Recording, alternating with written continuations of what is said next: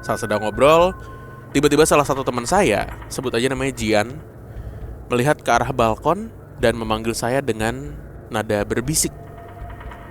Tur, lihat di atas. Sontak saya langsung melihat ke arah balkon tersebut.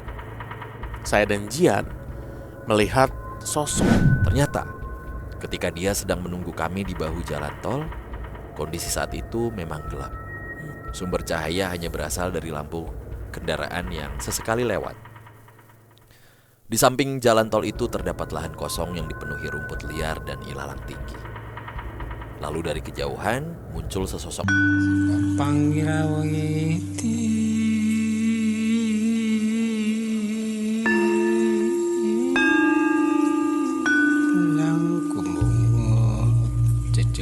Panggawa parawanggati sajawandang kalawana bengke.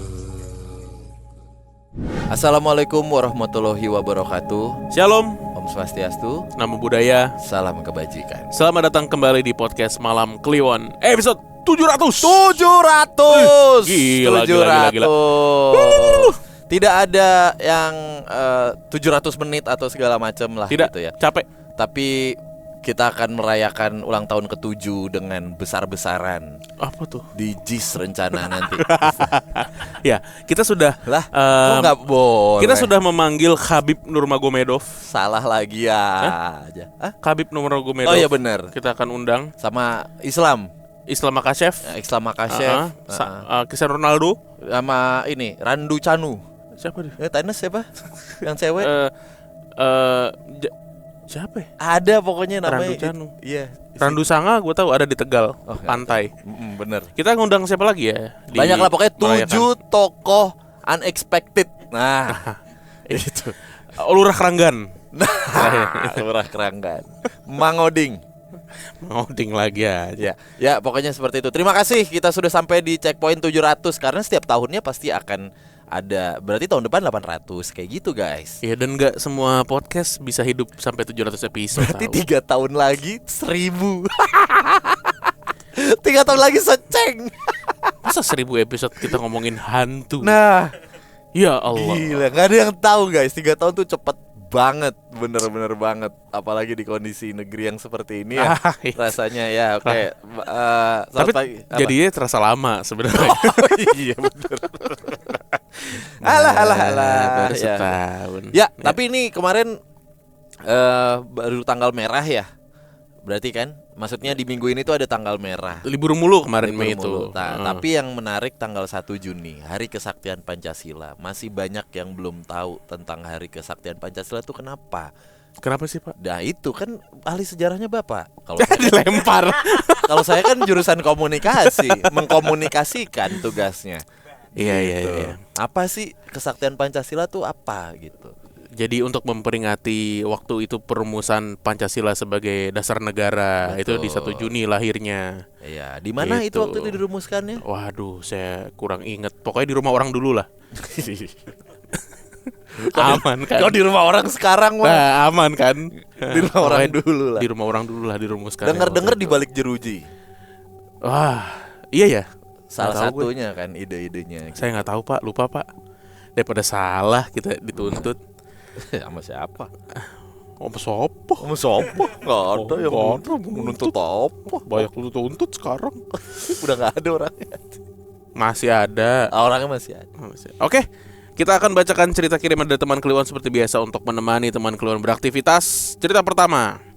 Assalamualaikum Bang Bimo dan Bang Danu. Waalaikumsalam. Perkenalkan nama saya Guntur. Duar. Oh, Gleger. iya kalau Guntur. Kalau Guntur. Wah. Saya seorang mahasiswa kelas karyawan di salah satu universitas swasta di Bandung. Sekaligus bekerja di sebuah hotel di Lembang.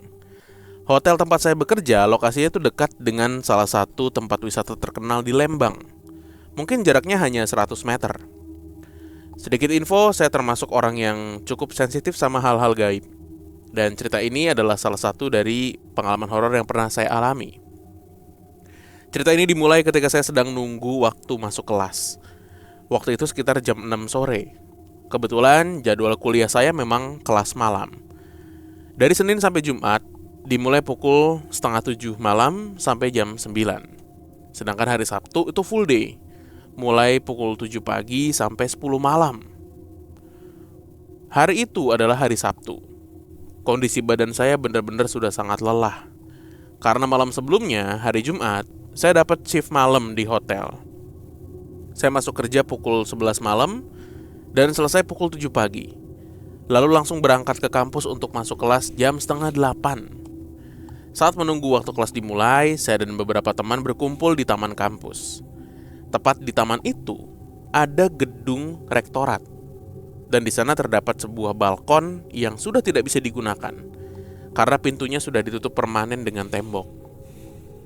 Saat sedang ngobrol, tiba-tiba salah satu teman saya, sebut aja namanya Jian, melihat ke arah balkon dan memanggil saya dengan nada berbisik.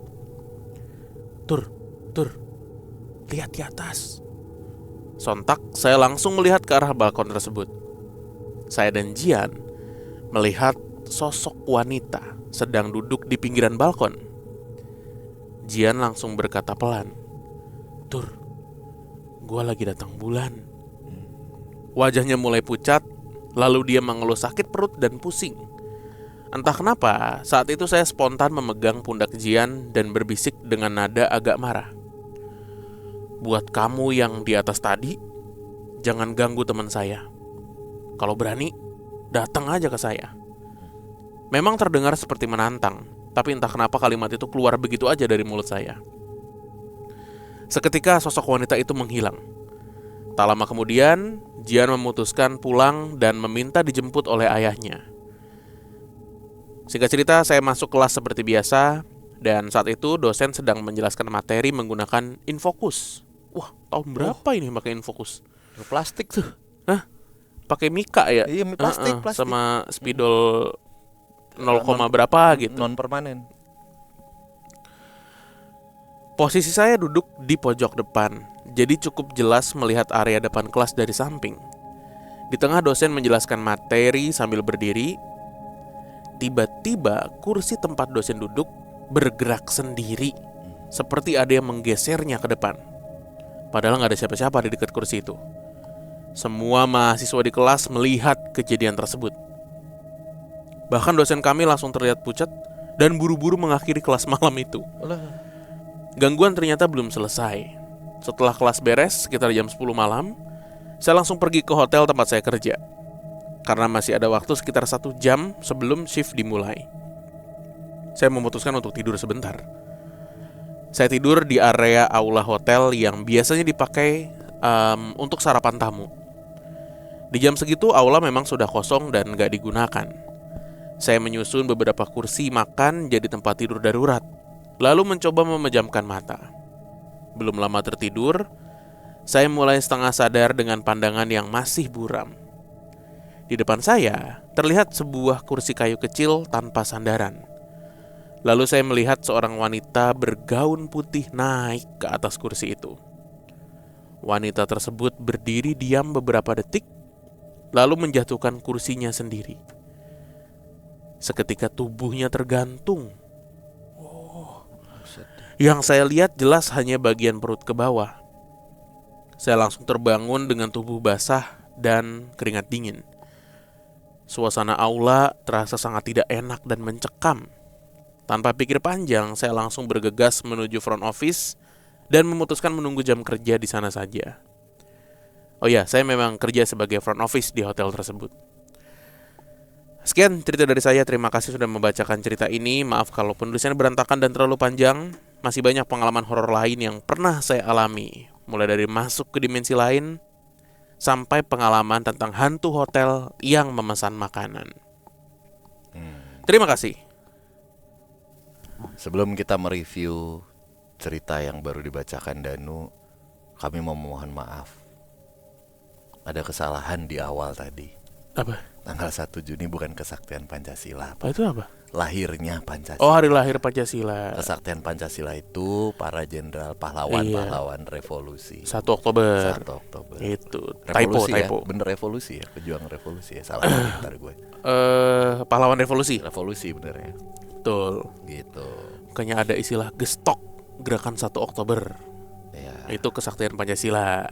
karena kan setelah 30 September tuh Benar. Kalau itu lahirnya Pancasila. dan bukan di rumah orang dulu, Di mana itu? di gedung. Di gedung orang dulu. Nah, di sidang BPU PKI pertama. Itu benar. Apa Cil BPU PKI? Mireya tahu singkatannya. Iya, Kepanjangannya. BPUPKI. Ayo. Kagak tahu lu. Dokuritsu Junbiko Sakai nggak tahu lu? Dokuritsu Junbiko Sakai. Itu. Pokoknya gua kasih tahu, KI-nya tuh kemerdekaan Indonesia. Pasti. Ya. Ini nggak ada hubungannya sama Partai Komunis Indonesia, nggak ada. Nah, itulah. Jangan sekali-sekali melupakan sejarah, bro. Makanya Mas Danu ngambil sejarah. Kagak. Kalau BPUPKI kan gue cuman memvalidasi. Kok kayaknya ada yang salah ya, kesaktian Pancasila atau bukan gitu. Iya, tadi kita salah. Tapi BPUPKI itu jadi soal ujian masalahnya. Banyak di ujian sejarah biasanya itu, apalagi sejarah perjuangan kemerdekaan. Urusan usaha persiapan kemerdekaan Indonesia. Salah. BPUPKI itu penyelidik. Usaha-usaha persiapan kemerdekaan Indonesia. Bener, persiapan kemerdekaan Indonesia kan PKI. BPUPKI, Badan Coba BPU iya Badan Penyelidik Iya. Usaha Persiapan Kemerdekaan Indonesia. Benar. Kan Iya. tadi gue mancing lo. Kalau itu PPKI kan setelahnya. Nah, setelahnya. Gitu. Gitu. Oke. Ya, oke. Apa tadi? Apa mau bahas apa? Lembang. Oh, Lembang. Iya. Gedung rektorat ditutup sama tembok, terus temennya ternyata sedang datang bulan. Akhirnya, nah itu perkuliahannya. Tapi dosennya ikut takut ya Bang ya. Takut sih, kalau sekelas ngelihat mah takut sih. Apalagi kan ini kuliah malam, kelas-kelas karyawan. Gue sih Enggak, maksud gua kalau kampus malam tuh ampun deh.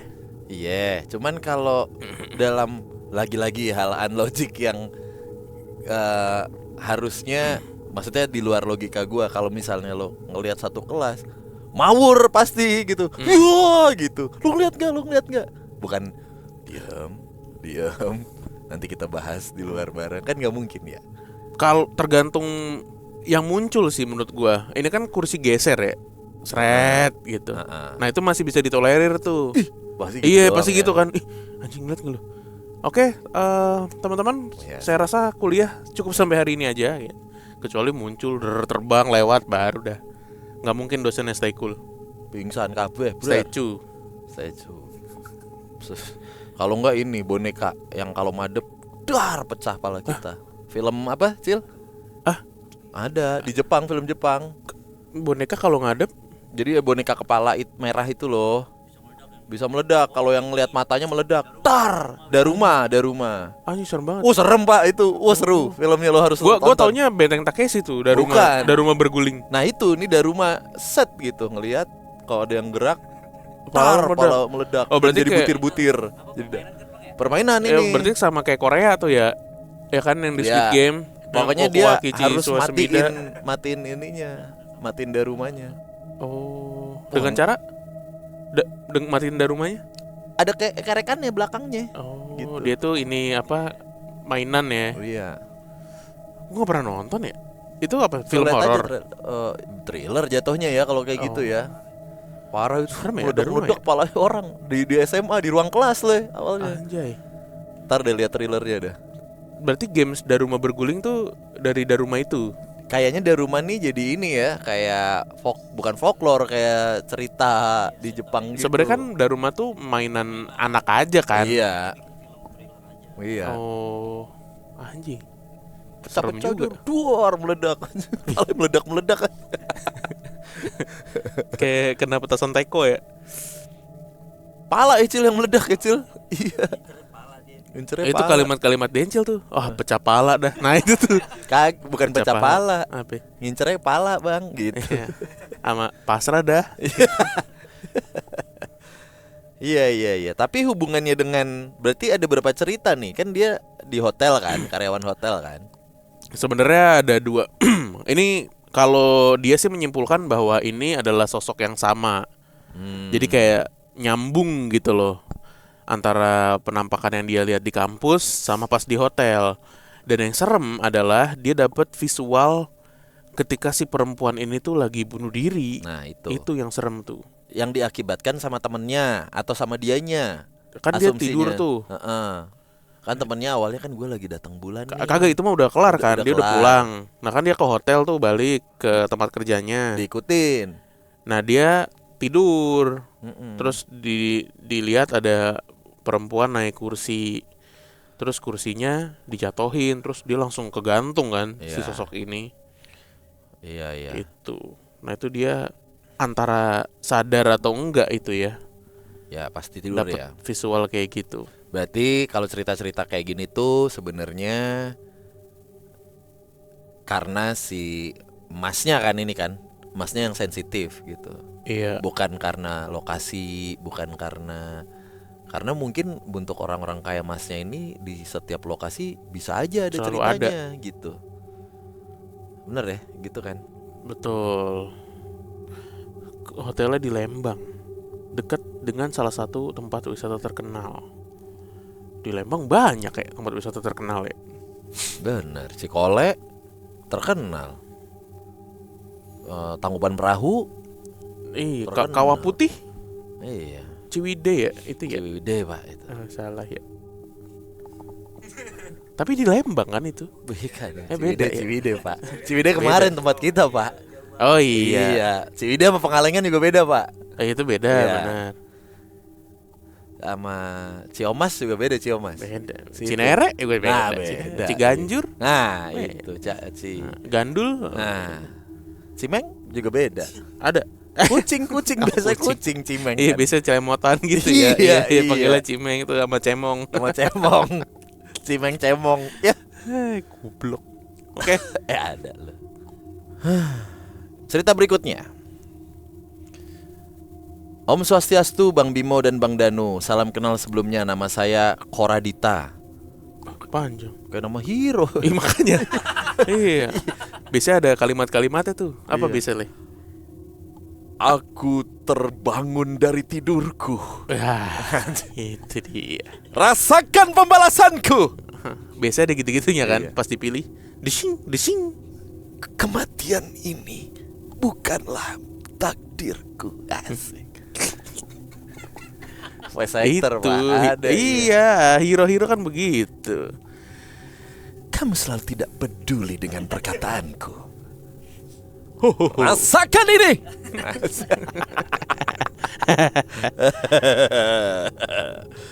Selamat ya Bang, sebelumnya sudah sampai ke episode 300. Buset, ini tahun kapan ngirimnya ini? Kita udah sampai episode 700.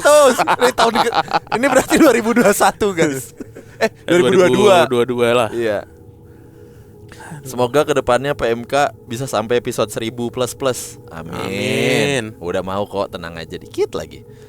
Semoga juga PMK bisa menjadi podcast horor nomor 1 di Indonesia bahkan dunia. Amin. Amin. Udah pernah. Amin. Udah cocok belum Bang? Saya masuk anggota Liker Malam Kliwon. Oke, cerita kali ini dialami langsung oleh kakak kandung saya. Kejadiannya terjadi di daerah tol Balaraja arah Tangerang. Wah, Kakak saya memang sering bolak-balik Tangerang Balaraja karena pacarnya tinggal di daerah Balaraja. Dan kebetulan bekerja sebagai pramugari maskapai penerbangan. Kejadian ini terjadi pada malam minggu. Seperti biasa, kegiatan anak muda ya pergi pacaran. Kakak saya menjemput pacarnya ke daerah Balaraja. Saat menjemput tidak ada kejadian aneh sama sekali. Semua berjalan normal seperti hari-hari sebelumnya. Sampai akhirnya mereka selesai jalan-jalan dan kakak saya harus mengantar pacarnya pulang kembali ke daerah Balaraja. Setelah nurunin pacarnya, kakak saya pun pulang menuju Tangerang lewat jalan tol agar perjalanan lebih cepat. Namun, sekitar 1 kilometer setelah keluar dari gerbang tol Balaraja, tiba-tiba mobilnya mati sendiri. Padahal, FYI aja Bang, mobil yang dipakai kakak saya itu baru diservis seminggu sebelumnya. Jadi rasanya aneh kalau mobil tiba-tiba mogok mendadak. Kebetulan kakak saya memang nggak terlalu paham soal mesin mobil matic. Saat itu dia benar-benar bingung harus berbuat apa. Akhirnya dia mencoba menghubungi papa saya di rumah, tetapi tidak direspon. Kebetulan saat itu saya sedang berada di rumah. Jadi kakak saya akhirnya nelpon saya dengan harapan saya bisa kasih tahu papa agar segera bantu dan menghampiri dia yang sedang berhenti di bahu jalan tol. Akhirnya saya memberitahukan hal itu ke papa saya. Dan saat itu juga kami langsung berangkat menuju lokasi tempat kakak saya mogok. Baru sekitar 5 menit perjalanan, tiba-tiba kakak saya menelpon lagi dengan nada panik. Di telepon, dia menyuruh saya dan papa untuk sedikit ngebut agar bisa sampai lebih cepat. Gak lama kemudian kami sampai di lokasi. Saya melihat wajah kakak saya sudah pucat. Awalnya saya tanya kenapa tadi nyuruh buru-buru, tapi dia hanya diam seolah tidak mau menceritakan kejadian itu di tempat tersebut. Singkat cerita, mobil berhasil dinyalakan kembali. Anehnya, tidak ada kerusakan mesin sama sekali seperti yang sebelumnya dikatakan kakak saya. Ketika dicoba starter oleh papa saya, mobil langsung hidup begitu aja. Akhirnya kami pulang ke rumah. Saya yang mengendarai mobil yang tadi mogok itu. Sementara kakak saya ikut bersama papa karena papa tahu kondisi kakak saya sudah benar-benar syok. Sesampainya di rumah, barulah kakak saya mau menceritakan apa yang sebenarnya terjadi saat dia nelpon saya dengan panik. Ternyata, ketika dia sedang menunggu kami di bahu jalan tol, kondisi saat itu memang gelap. Sumber cahaya hanya berasal dari lampu kendaraan yang sesekali lewat. Di samping jalan tol itu terdapat lahan kosong yang dipenuhi rumput liar dan ilalang tinggi. Lalu dari kejauhan muncul sesosok manusia berjalan mendekat.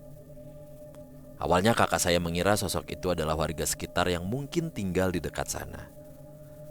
Namun setelah diperhatikan lagi, di sekitar lokasi itu sama sekali nggak ada perumahan warga.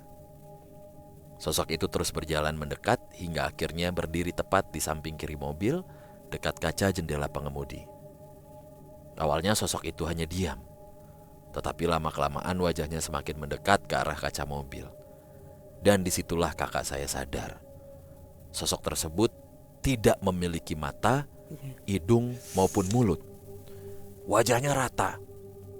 Menurut penjelasan kakak saya, postur tubuh sosok itu sama seperti manusia biasa, namun dia tidak memiliki rambut dan juga daun telinga. Kakak saya langsung terkejut dan spontan memalingkan wajahnya ke depan sambil buru-buru menelpon saya. Katanya, sosok itu tetap diam dengan wajah menempel di kaca jendela mobil selama kurang lebih 5 menit. Mati. Lalu tiba-tiba sosok tersebut berbalik badan dan berjalan menghilang ke dalam gelapnya ilalang tinggi di pinggir tol. Mungkin sosok itu memang jin penunggu jalan tol tersebut yang sering mengganggu pengguna jalan. Kalau ada teman Kliwon yang pernah mengalami gangguan serupa di daerah itu, mungkin bisa membantu memvalidasi cerita ini. Sekian cerita dari saya. Semoga bisa menambah dosis horor harian teman-teman. Terima kasih Om Santi Om. Terima kasih. Ya. Koradita. Nah, ini dari cerita ini ada beberapa core memory nih yang masih melekat di otak gua. Tapi sebelumnya kita mau kasih disclaimer dulu. Apa? Mau ngasih sebuah pengetahuan. Nih, ini kan. Padahal FYI aja bang, mobil yang dipakai kakak saya itu baru diservis seminggu sebelumnya. Jadi rasanya aneh kalau mobil tiba-tiba mogok mendadak. Kalau mobil bapak BYD atau Hyundai 2023 gitu nggak apa-apa. Nah, kita nggak tahu mobilnya apa. Kalau mobilnya Timur gimana? Iya nggak tahu juga sih Pak. Kita mau kalau seminggu udah itu diservis sih, tetap bisa mogok Pak. Iya. Corolla lama gitu ya. Bener. Bisa yang metikan gitu. Yang metik-metikan, tetap kan ada mobil dulu metik kan. Iya. Awal-awal. Awal-awal. Ayo. Tapi apa? Ini perempuan kakaknya ya? Menjemput pacarnya yang seorang pramugari. Kakaknya cowok berarti ya? Gue tadi agak meleng. Asumsinya begitu. Kalau menjemput pacarnya yang pramugara, kakaknya cewek. Tapi gue tonjok berarti pramugaranya. Belum tentu juga. Lah. Paham kita. Paham. Pengennya elaborasi aja. Tenang aja bos. Kan kita aviation geek. Ini apa? Ada tuh raja yang Ya, isinya cantik-cantik. ya bener. Bala raja. Ya, gak ada yang ngerespon. Gak ada yang respon. Kasian banget tuh bapak. Kasihan. Ya gitulah. Ini di tol daerah sana berarti ini ya. Iya. Nah, pertama gue tuh pernah mengalami kejadian yang kayak gini. Tapi bukan di tol, tapi saat gue pacaran dulu. Lah, mantan gue kan digandul ya. Gue tinggal di Matraman. Digandul siapa dia? Digandulin, dia yang gandul-gandul. Terus ya zaman Rutenya? 2000, rutenya ya Matraman. Tergantung gue naik apa. Tapi kan gue motoran dulu ya. Matraman, Kuningan, Ragunan, Jagakarsa. Ya udah itu. Iya, Laut sampai Kafi. Laut Kafi kanan gitu. Jalur 105. Kalau naik mikrolet 20. Iya, Los gitu. 105. Bener ya gitu. Nah zaman itu kan sepi ya. 2000 berapa gue pacaran tuh berarti? Dari 2005. Iya dari 2005 gue. Putus Iya, iya. 2012 2004 gitu. Wah, lewat Muhammad Kafi era-era itu, Pak. Lu Itu kan bayang. pohon kecapi mulu tuh. Nah, sadar Zaman dulu. kita baru Iya, mendapatkan riuh suasana tuh di warung buncit. Itu pun juga sepi. Dan iya. Benar.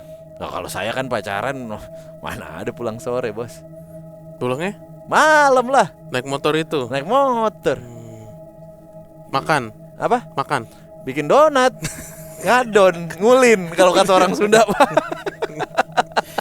Ngadon Gitu. mulu. Ya, enggak lah pokoknya kalau pulang malam gitu. Pernah naik Vespa. Ya emang merasakan kayak gini nih gitu, kayak pulang pacaran, tak gitu. Aduh. Sepi banget ya, ada yang gangguin apa kagak ya. Nah, yang paling serem dulu tuh kan gue belum punya cerita horor, belum tahu lah tentang cerita horor. Turunan Kafi itu loh, yang rumah gede banget buat syuting. Turunan Kafi yang rumah gede banget buat syuting. turun terus naik lagi tanjakan yang gede banget, rumah gede kanan kiri. Yang ke arah KKO bukan? Ya kalau dari sana ke arah KKO kan nanti ada turunan gede, turun banget gitu. Ternyata di situ ada banyak mitos horornya, Pak. Tikungan, Bentar deh, ini turunan, yang mana kayak tebing-tebing gitu, yang kayak villa, rumahnya gede banget. Oh iya bener itu yang ke arah KKO kan berarti? Iya bener, di situ tuh. Apa sih Cilandak 88 apa ini daerah situ ya? Ya pokoknya lah dari situ-situ. Nah Marga Satwa itu jalannya. bener. Nah abis itu gue pernah mogok di tol mana namanya Bawen. Nah, dan ini baru tahun Semarang. lalu. Semarang. Heeh. Gue masih ada videonya. Dan gue ngebayang sih, ini mobil Matic tiba-tiba berhenti. Itu panik banget tuh. Untungnya kemarin pas turunan gue, gara-gara niat jelek. Kan gue habis niat lo jelek. Itu berisik Oh itu, berisik, niat ya, berisik. berisik. Jadi gue habis touring, nyampe ke Semarang. Tahu sih anjing. Goblok blur. sih. Disuruh lanjut gue. Udah jam 11 malam, ada teman gue, namanya Ucup, nggak apa-apa Cup, gue ceritain aja Cup. Ganteng orangnya, banyak duitnya. Udah. Fani Fadila. Kan Ucup. Oh iya benar. Ayo Mas, kita ke Solo aja, ke tempat saudara-saudara klub motor di sana. Mabuk aja Mas di sana. Udah ngontek di Solo. Standby ya gitu. Paling sampai Solo jam 2-an. Oh, nggak apa-apa nih Mas gitu. Solo belum tidur. Solo belum Itu tidur. jawabannya. Udah Mas aman. Naik tol sampai tol Bawen. Das. Berasap, Pak. Berasap mobilnya. Terus kita minggir, cup kenapa cup? Itu gelap banget asli. Gua nggak ngeri begal, nggak ngeri apa-apa, ngeri ada bus nyeruduk doang dari belakang. Nggak kelihatan. Hazard lo nyalain, iya. Terus udah deh dingin banget. Cuman ya ilalang tinggi gitu emang provokatif sekali memang. Iya. Asli. Berarti niatnya bukan jelek. Niatnya mabuk tadi kan. Iya. Iya kan. Nah, Kalau ke Solo niat kita ngapain? Niatnya jelek sih Mas. ya itu niatnya mencong. Daerah situ mana? Mencong, Cibubur ya? Iya. Iya kan? Mencong. Daerah Cibubur kan? Itu kenapa sih disebut daerah Mencong ya? Lu Lu apa lihat aja. Kagak. Lihat aja orang-orangnya. Gitu semua. Nah, gitu suatu. Kayak keinjek. Nah, Kok gitu sih, Bang? kenapa sih Diam daerah, lo. kenapa sih daerah ini dikatain mencong? Lihat aja orang-orangnya ngambil corner semua. Gak pernah spuring balancing. Orang-orangnya gak pernah di spuring. Laku tuh kalau lo buka usaha spuring balancing di daerah Mencong. Gampang tipis sebelah. Gas puring. Itu ngangkang. Oh ya salah. Udah. Makasih ya teman Kliwon yang sudah menonton dan terus mendengarkan PMK. Kita ketemu lagi di episode berikutnya. Nah. Dadah.